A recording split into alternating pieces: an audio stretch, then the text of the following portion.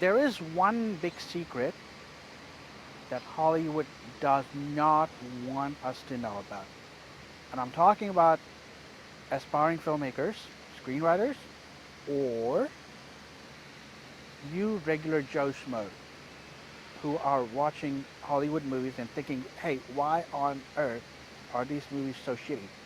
Why on earth are these movies so bad?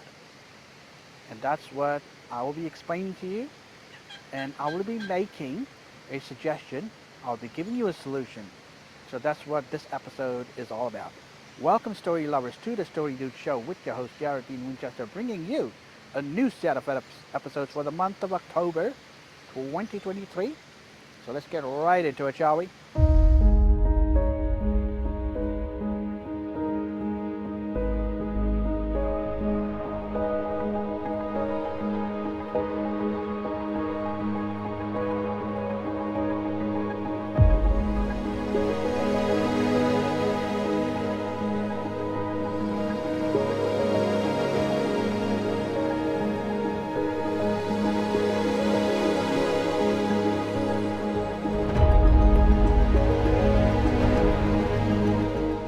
You know, film criticism,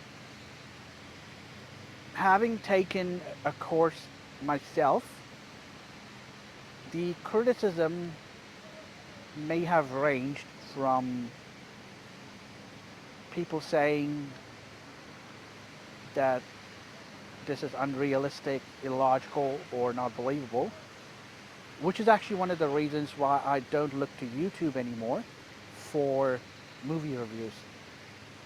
I know this is an expensive exercise, but what I do, I simply go watch a movie myself and then I decide whether it was good or bad. I know this is an expensive exercise for the rest of you, but I believe this is the most effective way to have an opinion, your own opinion, rather than relying on a critic's opinion. You see, one of the biggest secrets that Hollywood does not want you to know is all critics, or rather most critics in the industry, are unqualified. No need for any qualification to be a critic. So, which is why I'm going to propose a solution here.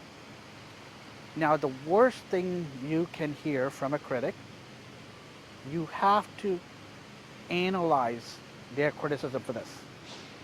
The worst thing that they will say, something in your script or something in your movie is illogical, which is what's been thrown around on YouTube, and this is unrealistic, is another one.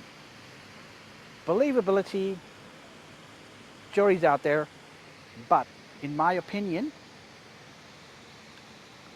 if every critic is required to have a degree in film criticism, I have a feeling that some of this craziness is going to go down, and movies that are bad right now, their quality is going to get better. And S.S. Rajamouli said it best about RRR, his movie. The director and the filmmaker, the famed filmmaker and director, who is my favorite Hollywood director. Now, my favorite Hollywood director is actually Peter Jackson, but my favorite Hollywood director is S.S. Rajamouli. So here's what he had to say. You have to believe in your characters and your story, and I'm paraphrasing here. Don't just make movies for the money. Make movies because you believe in your characters and your story. Very powerful, very genuine piece of advice.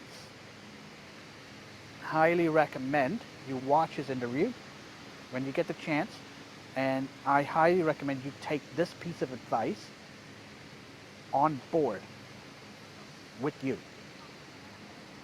So, the degree in film criticism means the critic will learn how to properly criticize a film, and the creator of the film or TV show or whatever content that is being criticized, they need to analyze the criticism. Don't oppose it.